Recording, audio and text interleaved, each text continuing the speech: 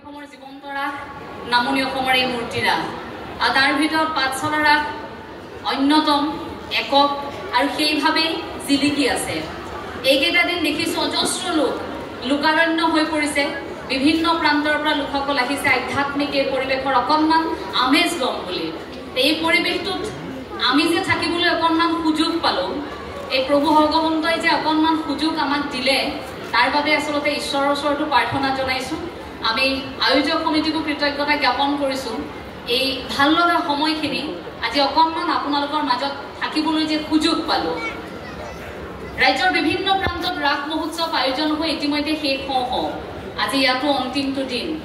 গতিকে আধ্যাত্মিকতাৰ কথাৰে আৰম্ভ কৰিছোঁ, কাৰণ আধ্যাত্মিকতাৰ শিপাডাল ধৰিয়ে যিহেতু আমাৰ যাত্ৰা, গতিকে সেই বাটেৰে বাট বুলিব বিচাৰিছোঁ। এই যে আমি ৰাস মহোৎসৱ আয়োজন কৰিছোঁ বিভিন্ন প্ৰান্তত, জগতগুৰু শ্ৰীমন্ত শংকৰদেৱ গুৰুজনাই সেই কৃষ্ণ কথা বিয়পাই দিবৰ বাবে কেলিগোপাল নাটভাগ ৰচনা কৰি আৰম্ভ কৰিছিল কৃষ্ণ সংস্কৃতিৰ সেই যাত্ৰা, য'ত গুৰুজনাৰ সেই একশৰণ হৰিনাম ধৰ্ম প্ৰচাৰ কৰাৰ আঁৰৰ উদ্দেশ্যটোৱে আছিলে কৃষ্ণৰবাদ, য'ত আছিল কৃষ্ণ কথা। গতিকে কৃষ্ণ সংস্কৃতি বিয়পাই দিয়াৰ মূল এটা সুঁতিয়ে আমি ৰাস মহোৎসৱ বুলিও কিন্তু ধৰিব পাৰোঁ।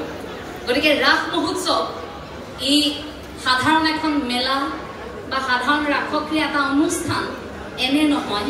ই এনেকুৱা এটা আধ্যাত্মিক অনুষ্ঠান, যিটো অনুষ্ঠানৰ সৈতে আপুনি যদি একাত্ম হয়, আপুনি অকণমান সময়তে পৰমাত্মাৰ অৱস্থিতি, আপুনি অকণমান সময়তে এই প্ৰভু ভগৱন্ত যে এজন আছে সেই কথাখিনি আপুনি উপলব্ধি কৰিব পাৰে।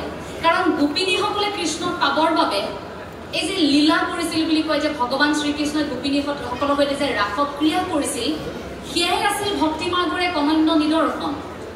আপুনি মই ভাবি থকাৰ দৰে কেতিয়াবা কিন্তু ভগৱান শ্ৰীকৃষ্ণৰ গোপিনীসকলৰ পেনপেনীয়া প্ৰেম কাহিনী নহয়, ই ভক্তি মাৰ্গৰ এটা নিদৰ্শন, য'ত গুৰুজনাই উপস্থাপন কৰি থৈ গৈছিল যে ৰাস লীলা বা ৰাসক্ৰিয়া কিয় হ'ল, যে জীৱাত্মা আৰু পৰমাত্মাৰ এক মিলন, যাক ভক্তি মাৰ্গৰ দ্বাৰা উপস্থাপন কৰা হয়।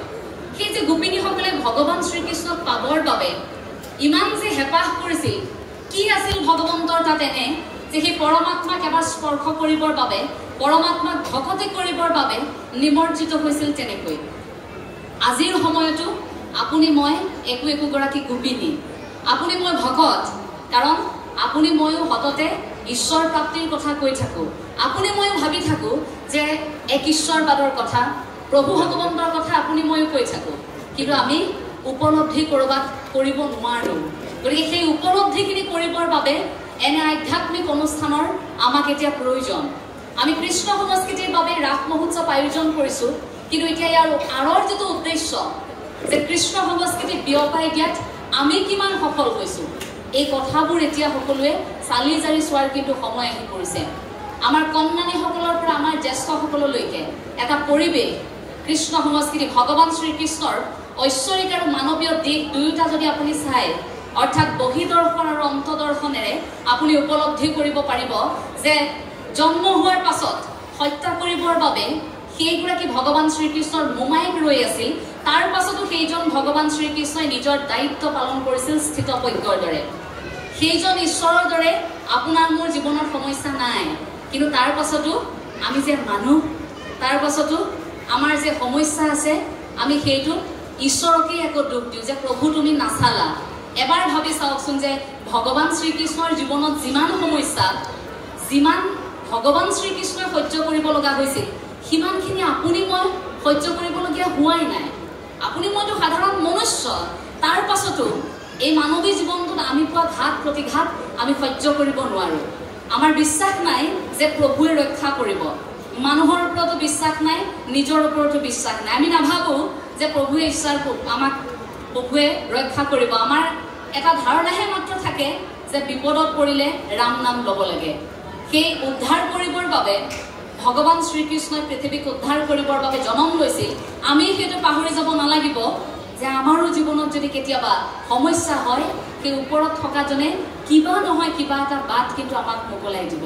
কাৰণ জন্ম যেতিয়া লভিছিল তেতিয়াও স্পষ্টকৈ কৈ থৈ গৈছিল যে এই পৃথিৱীত যেতিয়াই মনুষ্যই কিবা বিপদৰ সন্মুখীন হ'ব, আমি আকৌ অৱতাৰ গ্ৰহণ কৰিম। यदा यदा हि धर्मस्य ग्लानि भवति भारत अभ्युत्थानम् अधर्मस्य तदात्मानं सृजम्यहं परित्राणाय साधूनां विनाशाय च दुष्कृतं धर्म संस्थापनाय सम्भवामि युगे युगे। गतिके जुगे जुगे अवतार ग्रहण करिब। कृष्णे शंकर स्वरूप धरिया जगत उद्धार करे बुली कोৱা হৈছে যে সেইজন ভগৱান শ্ৰীকৃষ্ণৰ ৰূপ ধৰি জগতগুৰু শ্ৰীমন্ত শংকৰদেৱ গুৰুজনক আমাৰ মাজলৈ আহিছিল আৰু সেই কথাখিনি এতিয়া উপলব্ধি কৰাৰ সময় আমাৰ। আমি আজি একত্ৰিত হৈছো সকলো, আমি মানৱতাবাদৰ কথা কওঁ, আমি আধ্যাত্মিকতাৰ কথা কওঁ, আমি সেৱাৰ ধৰ্মৰ কথা কওঁ, কিন্তু এতিয়া আটাইতকৈ ডাঙৰ কথা যে আমি মানুহ, আমাৰ আত্মাৰ অৱস্থিতি, আমি কোন এই কথাখিনি জনাৰ।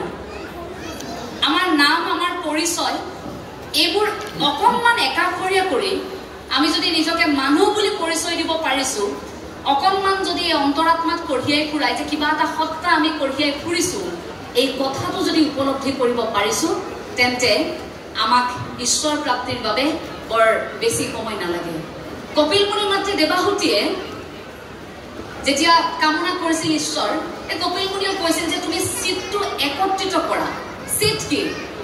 এই যে আমি কিবা এটা নোপোৱাৰ লগে লগে যে আমাৰ অভিমানী মনটো জাঙুৰ খাই উঠে, আমি নোপোৱাৰ লগে লগে যে ঈশ্বৰৰ ওচৰত অভিযোগ কৰোঁ, কিবা এটা পোৱাৰ লগে লগে যে আনন্দত থাকোঁ, আমাৰ মনটোক যে নিয়ন্ত্ৰণ কৰিব নোৱাৰোঁ, চিত, সেই চিতক একত্ৰিত কৰি ঈশ্বৰৰ ওচৰত সমৰ্পণ কৰিবলৈ কৈছিল।